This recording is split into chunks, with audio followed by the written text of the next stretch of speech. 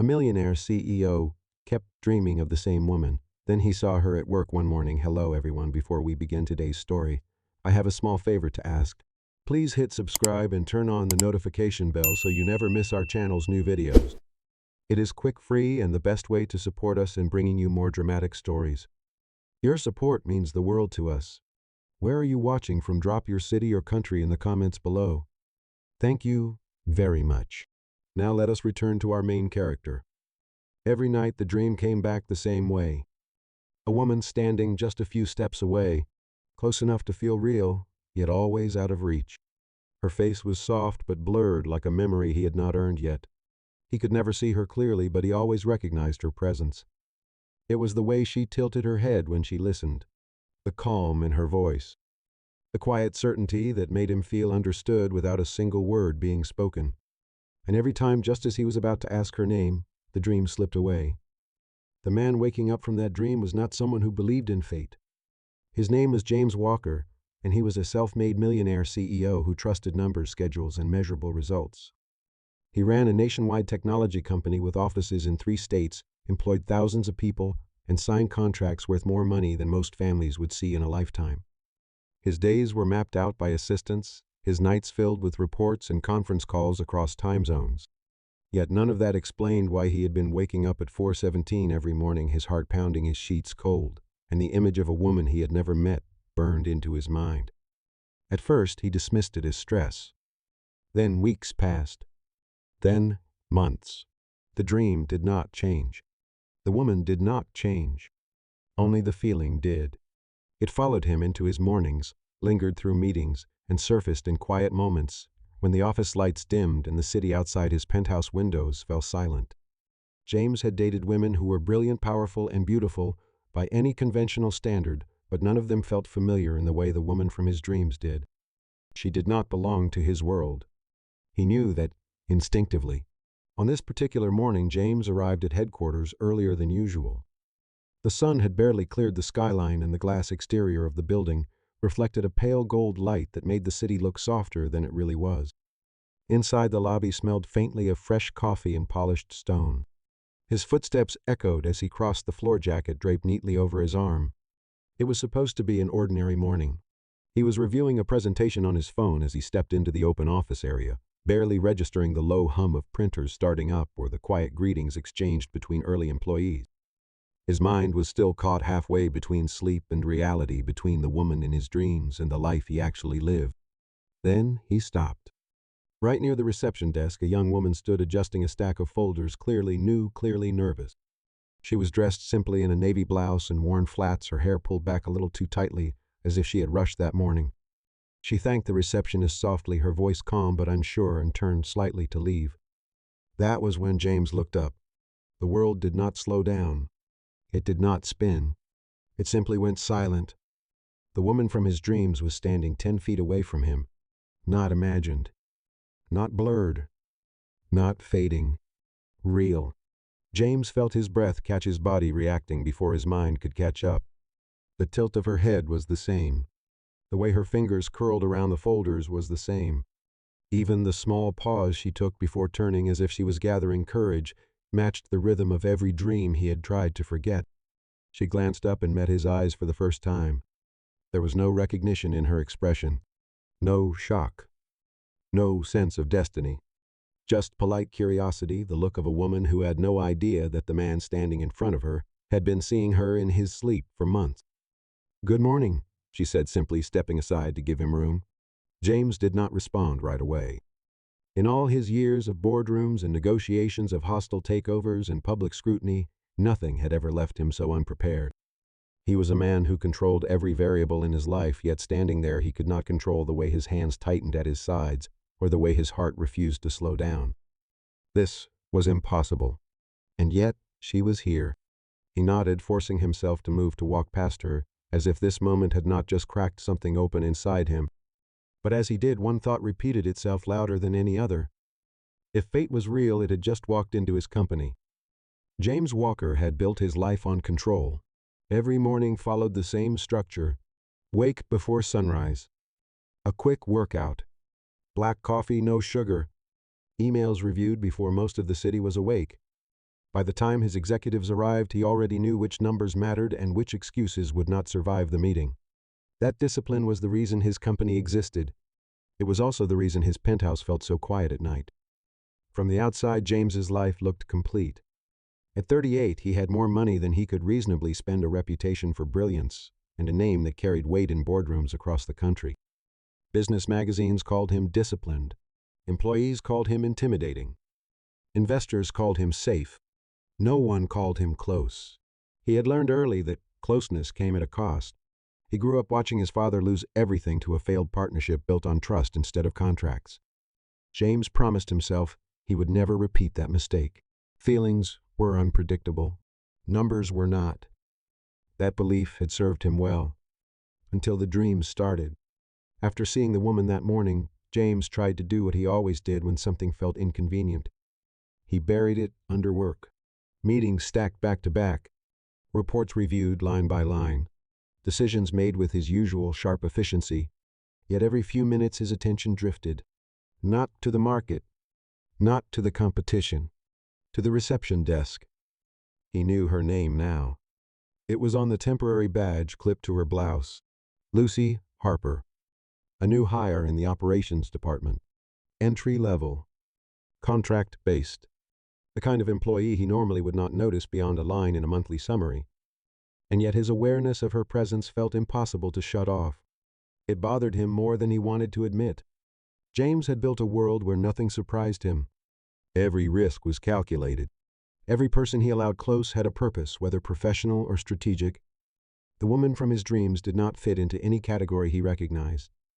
That alone made her dangerous. By late afternoon, the office thinned out. Conversations softened. Screens dimmed. James stood alone in his office, the city stretching below him in clean, distant lines. He should have felt satisfied. A successful day. A productive morning. Instead, the memory of her voice returned to him. Good morning.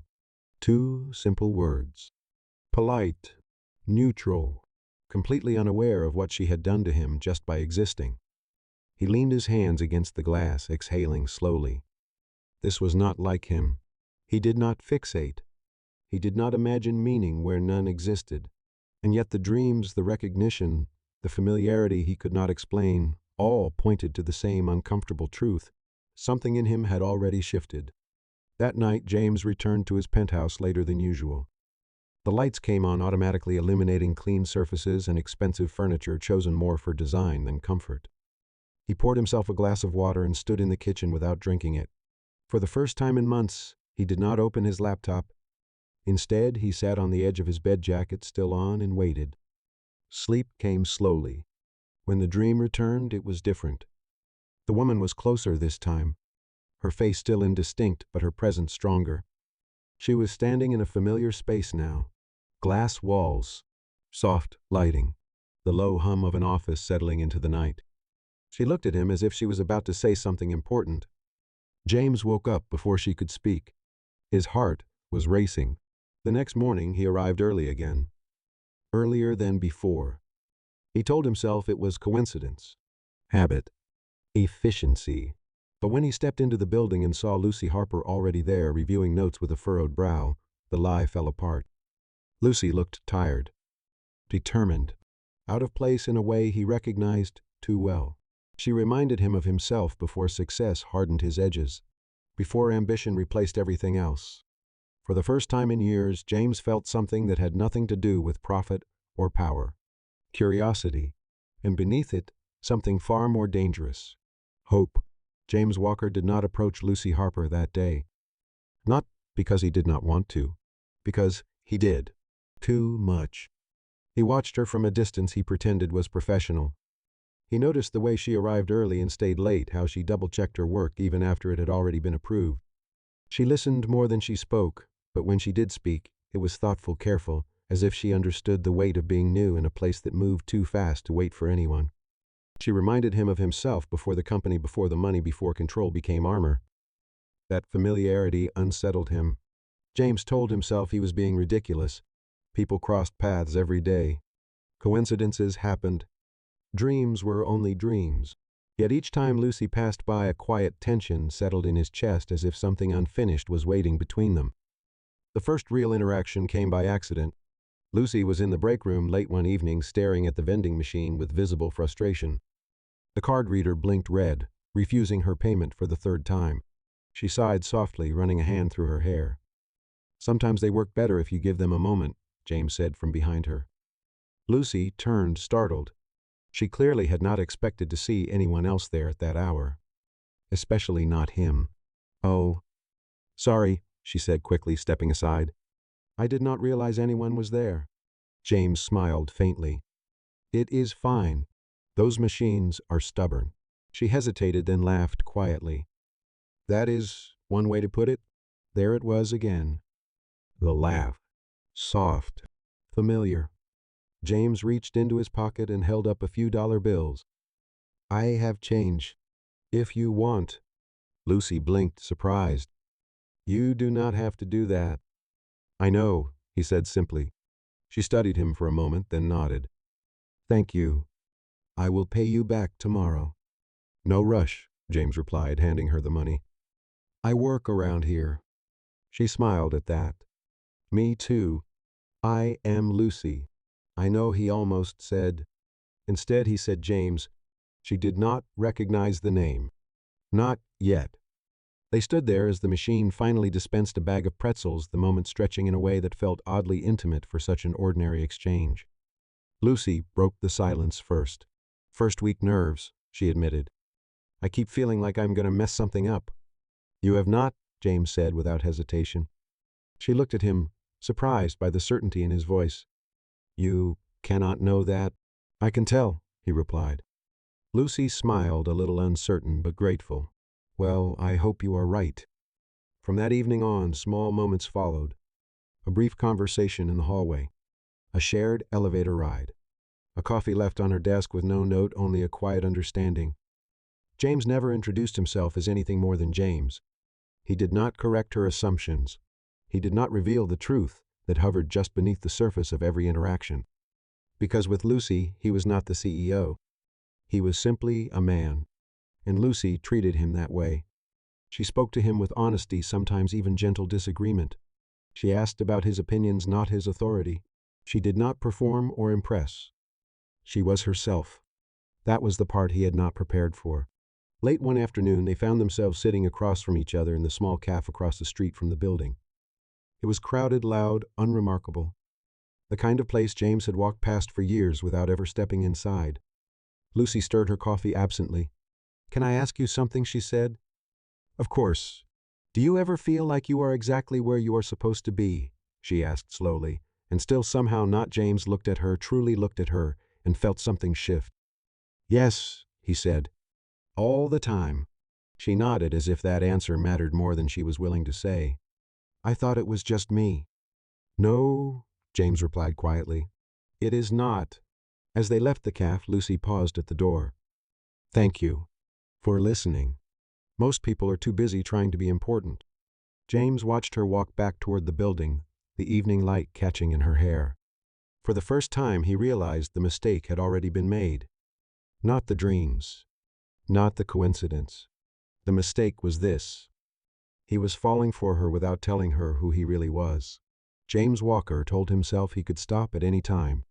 That was the lie he repeated each morning as he walked into the building, a little earlier than necessary, and each evening when he found reasons to linger instead of heading straight home. He convinced himself that these small, ordinary moments with Lucy Harper meant nothing. That they were harmless. Temporary. But nothing about them felt temporary. Their conversations grew longer, more natural. Not planned, not forced.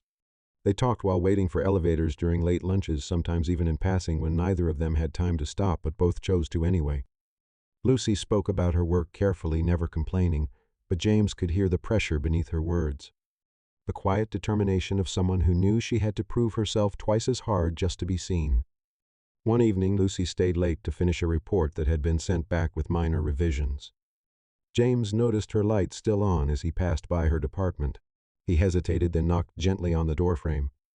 "You are still here," he said. Lucy looked up surprised, then smiled. "I almost finished." "I Just want it to be right. James stepped inside, leaning casually against the desk.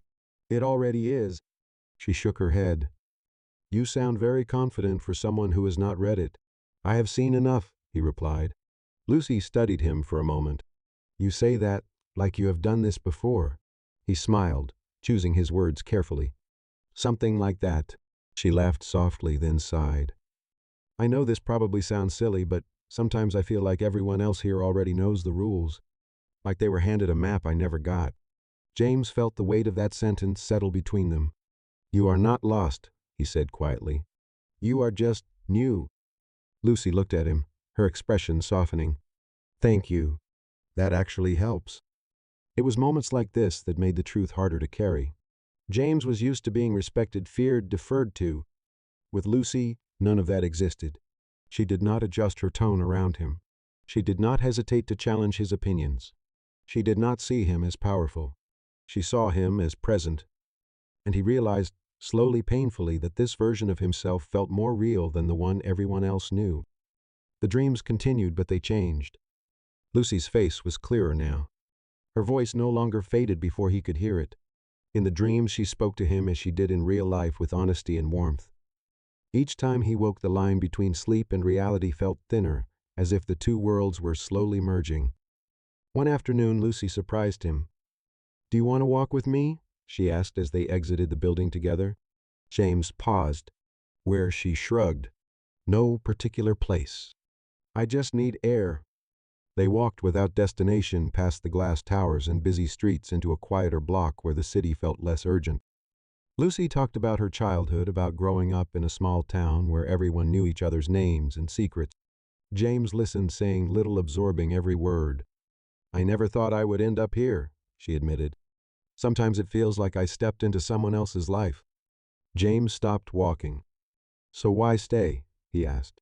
Lucy looked ahead, thoughtful. Because I think it matters. Being here. Trying. Even when it is uncomfortable. James felt something tighten in his chest. That night, alone in his penthouse, the silence pressed in harder than usual. He stood by the window, city lights reflecting in the glass, and confronted the truth he had been avoiding. He was not protecting Lucy by hiding who he was. He was protecting himself. Revealing the truth would change everything. The ease, the honesty, the way she spoke to him without expectation. Once she knew he was the CEO, she would see him differently. He had seen it happen countless times before. But keeping the secret meant something else entirely. It meant building something real on an incomplete truth. The next morning, James arrived at the office with a decision forming in his mind. He would tell her soon. Not yet, but soon. He needed the right moment.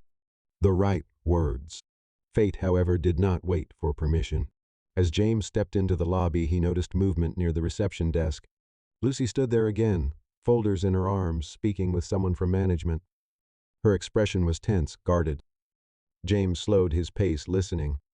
There is a company-wide meeting this Friday, the manager said. All departments are expected to attend. Lucy nodded. Understood. James felt a chill settle over him. Friday. He knew what that meeting was. And for the first time since the dreams began, he understood that the moment he had been avoiding was no longer in his control. The truth was coming, whether he was ready or not. Friday arrived faster than James Walker wanted it to.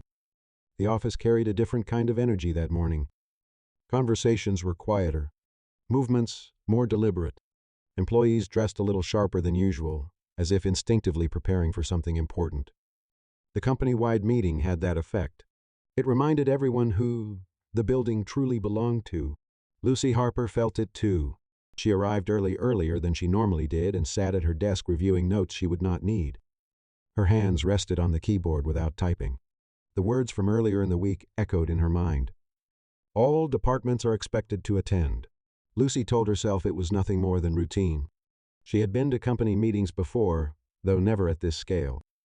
Still, a small knot of anxiety settled in her chest. Big rooms made her nervous. Big audiences even more so. James noticed her before she noticed him. She sat straighter than usual, her shoulders tense, her focus fixed forward, as if she were bracing herself. He wanted to cross the room to say something that would ease that tension.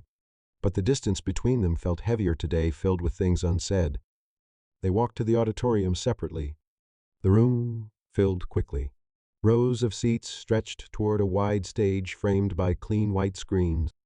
Lucy took a seat near the middle, close enough to see clearly but far enough to avoid attention. She folded her hands in her lap and waited. The lights dimmed. A low murmur rippled through the audience as senior executives took their places near the front. Lucy leaned forward, slightly curious now, despite herself. She recognized a few faces from internal newsletters, people whose names carried authority, even if she had never met them.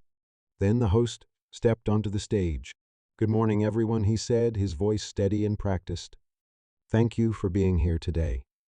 Lucy listened, nodding along as he spoke about growth direction and the future of the company. It was all important, she knew that, but her attention drifted when he paused, glancing toward the side of the stage. "And now," he continued, "I would like to invite our Chief Executive Officer to join us." Lucy straightened. The name came next. James Walker. The world seemed to tilt. Lucy felt the blood drain from her face as the man she had shared coffee with, laughed with, confided in, stepped into the light. The room erupted in applause. People rose to their feet. Cameras flashed. James Walker stood tall, composed, unmistakably in command. The James she knew did not exist. Lucy remained seated, frozen, her heart pounding so loudly she was certain others could hear it. Every small moment replayed in her mind at once. The vending machine, the calf, the quiet conversations, the way he listened, and the way he never told her. James scanned the audience as he approached the podium. He found her instantly. Lucy Harper sat perfectly still, her eyes locked on him, her expression unreadable. The distance between them now felt enormous, measured not in rows of chairs, but in truth withheld. James began to speak. His voice filled the room, calm and confident, the voice of a leader addressing his company. Lucy heard the words, but not the meaning. All she could see was the man who had chosen silence when honesty mattered. When the meeting ended, the crowd surged forward, buzzing with renewed energy. Lucy stood slowly, her movements mechanical. She turned and walked toward the exit without looking back. James finished shaking hands as quickly as courtesy allowed and followed. He found her in the hallway just outside the auditorium, her arms crossed tightly, her gaze fixed on the floor. "Lucy," he said quietly. She looked up. "I need you to explain something," she said, her voice steady but strained. "Right now?" James nodded. "You are right. I do. But not here," Lucy added. "Not like this." She stepped past him, leaving James standing alone as the weight of his silence finally caught up with him. The mistake had been made, and now it demanded its price. Lucy Harper did not cry. Not in the hallway. Not in the elevator. Not even when she reached the quiet of her apartment and closed the door behind her. Instead, she sat on the edge of her couch, hands folded tightly in her lap, staring at nothing as the truth replayed itself over and over again. James Walker. The man who had listened to her doubts. The man who had shared coffee and quiet conversations. The man she had trusted without knowing why. The CEO. Every detail sharpened with hindsight. The confidence he tried to soften. The way people subtly stepped aside when he walked through the building. The ease with which he moved through spaces she still felt like a guest in. It all made sense now. And that was what hurt the most. Lucy felt foolish for not seeing it sooner, but deeper than that was a heavier realization. He had seen her. Fully. From the beginning. And he had chosen not to tell her the truth. That choice echoed louder than any apology could. Meanwhile, James Walker sat alone in his office long after the building emptied. The city lights flickered on outside the windows, distant and indifferent. He loosened his tie and sank into his chair, replaying the moment her name was called and the look on her face when she saw him on stage. He had known this moment would come. He just believed arrogantly that he would be ready when it did. James did not try to justify himself. He knew better. He knew that silence, no matter how gentle, was still a decision. And his decision had cost him the one thing he had not known he wanted until it was standing in front of him. Late that night, he left the office and walked instead of calling a car. The streets were quiet, the air cool against his skin. With every step, The carefully controlled life he had built felt less solid. The next morning, Lucy returned to work. She debated not going. Every instinct told her to stay away to protect herself from the weight of what she now knew. But walking away without facing it felt like surrender, and Lucy Harper had never been someone who surrendered easily. She kept her head down, focused on her tasks, ignoring the glances that followed her. Whispers moved through the office, though none of them were about her. They were about the meeting, the future, the man who led them. James avoided her, not out of indifference, out of respect. He waited. 2 days passed. On the third day, Lucy received a message from his assistant requesting a private meeting. No title, no explanation, just a time and a place. Lucy stared at the screen for a long moment before replying. Yes. She arrived at the conference room exactly on time. James was already there, standing near the window. He turned as she entered, his expression serious, stripped of the ease she had grown used to. "Thank you for coming," he said. Lucy did not sit. "Say what you need to say." James took a breath. "I should have told you who I was the first time we spoke." "Yes," Lucy replied calmly. "You should have." "I did not lie to you," he continued. "But I did not tell you the truth either." Lucy met his gaze. "And you think that makes it better?" "No," James said quietly. "I think it makes it worse." The honesty in his voice surprised her. "I was afraid," he admitted. "Not of losing control. Of losing what we had before it turned into something else." Lucy felt her chest tighten. "You took away my choice." James nodded. "I know." Silence settled between them, heavy but clear.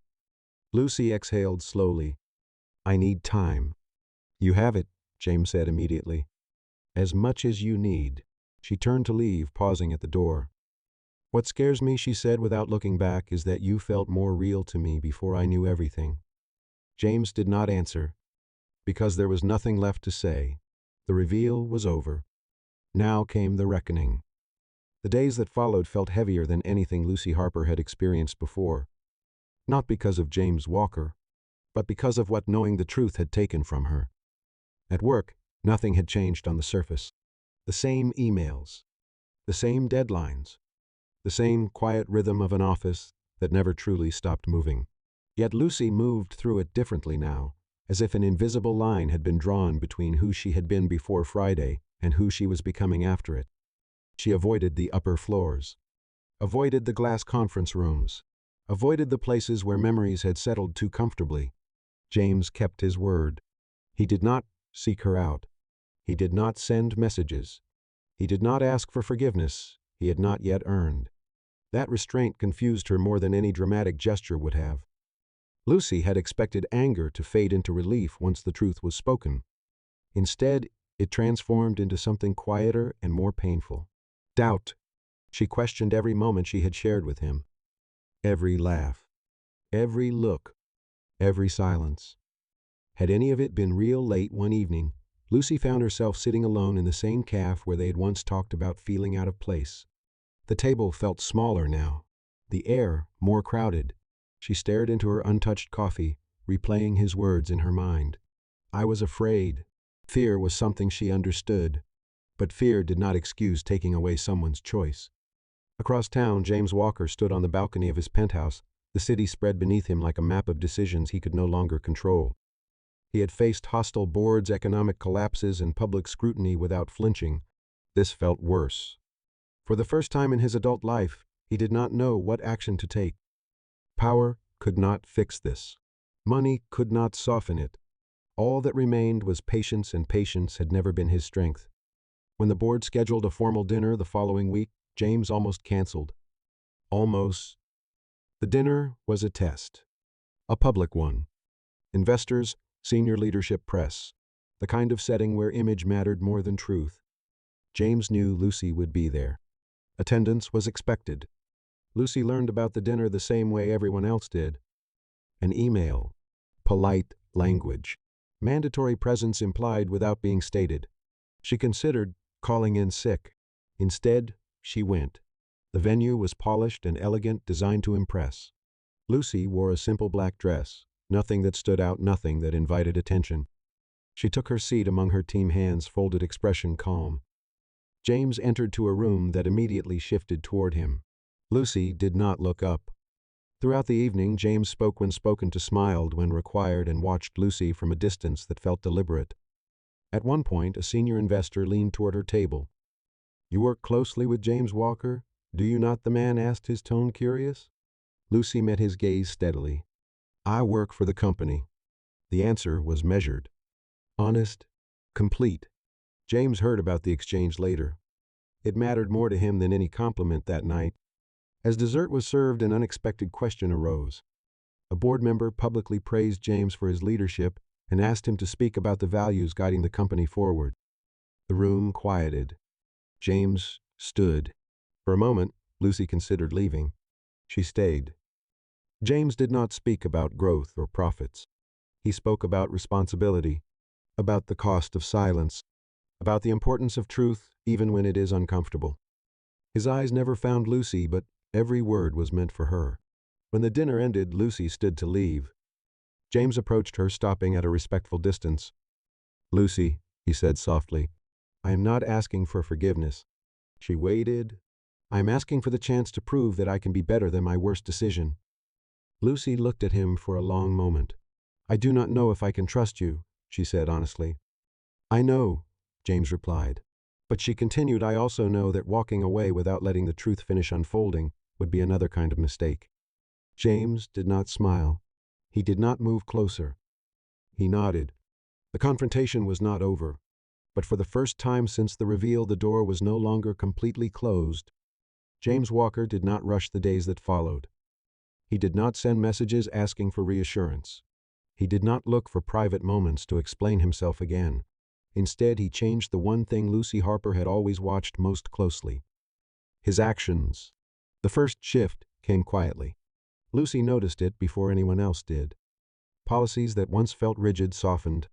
Junior staff were invited into conversations they had never been part of before. Managers were instructed to mentor, not monitor. Credit was given publicly without hierarchy attached. None of it was announced as reform. None of it carried James's name. It simply happened. Lucy saw the effects ripple outward. Colleagues spoke more freely. New hires stayed later, not out of fear, but purpose. And for the first time since the reveal, Lucy felt something unfamiliar but steady beneath her caution: respect. One afternoon, Lucy was called into a meeting with her department head. She entered the office, prepared for anything: praise, criticism, reassignment. Instead, she was handed a proposal. A pilot project. Small but meaningful. Something she had once mentioned in passing to James during one of their early conversations. A process improvement idea she had dismissed as unrealistic for someone in her position. This came from the executive level, her manager said. "They want you to lead it?" Lucy felt her breath catch. "Why me?" The answer was simple. "Because the idea is good." No mention of James. No special treatment. No pressure. Lucy left the office shaken not by the opportunity, but by the care with which it had been given. That evening she found James waiting near the exit, not blocking her path, not approaching. Just there. "I heard about the project," he said. Lucy nodded. "I accepted." "You should," James replied. "You earned it." She studied him. "You stayed out of it." "Yes." "Why?" "Because this," he said carefully, "has to stand on its own. Just like you." Silence settled between them. Not tense. Not heavy. Honest. A week later, James invited Lucy to walk with him after work. No explanation. No expectation. They walked the same streets as before, but something had shifted. James spoke less, listened more. When Lucy talked about the project, about her doubts and hopes, he did not offer solutions. He offered presence. At a quiet park, James stopped. "There's something I need to say," he began. "Not to convince you. Not to fix anything." Lucy waited. "I am not asking you to forget what I did," he said. "I am asking you to judge me by what I do next." Lucy looked at him for a long moment. "You already are," she said. James swallowed. "I know I cannot undo the past, but I can choose differently moving forward. Every day." Lucy exhaled slowly. That is what scares me. Why? Because it means trusting again. James nodded. I understand. He reached into his jacket and pulled out a folded document, holding it out without opening it. This is not a grand gesture, he said. It is a boundary. Lucy hesitated, then took it. It was a formal statement, a company-wide disclosure policy. Clear, transparent, no exceptions. My name is on it, James said. And so is my accountability. Lucy felt her chest tighten. Not because of the document itself, but because of what it represented. Choice. For the first time since the dreams began, James had placed something real on the table and stepped back. Lucy folded the paper and handed it back. I am not ready to promise anything, she said. I am not asking for a promise, James replied. Lucy met his eyes. But I am ready to see where this goes. Without secrets. James nodded once. That is all I want. As they resumed walking, Lucy realized something had changed again. This time not because of fate, but because someone had finally chosen honesty over fear, and that choice mattered. The dreams stopped. James Walker noticed it one quiet morning when he woke before his alarm, the city still dark beyond the windows of his penthouse. There was no blurred face waiting for him, no unfinished conversation slipping away. For the first time in months, he felt rested. Life did not change overnight. It changed the way real things always did. Slowly, honestly, through choice. Lucy Harper led the pilot project with steady confidence. It was not perfect, but it was real. Mistakes were made. Lessons followed. When the project succeeded, her name was attached to it publicly without hesitation or explanation. James watched from a distance he no longer resented. They spent time together in simple ways. Walks after work. Shared meals without expectations. Conversations that did not rush toward conclusions. James did not try to impress. Lucy did not try to protect herself by staying distant. Trust grew not because it was promised, but because it was practiced. One evening months later, James invited Lucy to the office after hours. The building was quiet, the lights dimmed to a soft glow. She followed him to a small conference room overlooking the city. I want to show you something, he said. On the table sat a framed photograph. It was a company-wide event from weeks earlier. Lucy stood in the center of the image, speaking with quiet confidence, surrounded by colleagues who listened. I keep this here, James said, to remind myself what leadership actually looks like. Lucy felt her throat tighten. You did not need to do this. I know, James replied.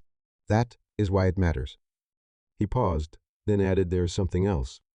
James did not kneel. He did not reach into his pocket. He simply looked at her. I spent most of my life believing control was the same as certainty, he said. I was wrong. You showed me that honesty is the only thing that lasts. Lucy held his gaze. And you showed me that people can choose to change. James took a breath. I am not asking you to build a life around mine. I am asking if you would choose to walk beside me, as equals, with nothing hidden. Lucy smiled softly. I already am, she said.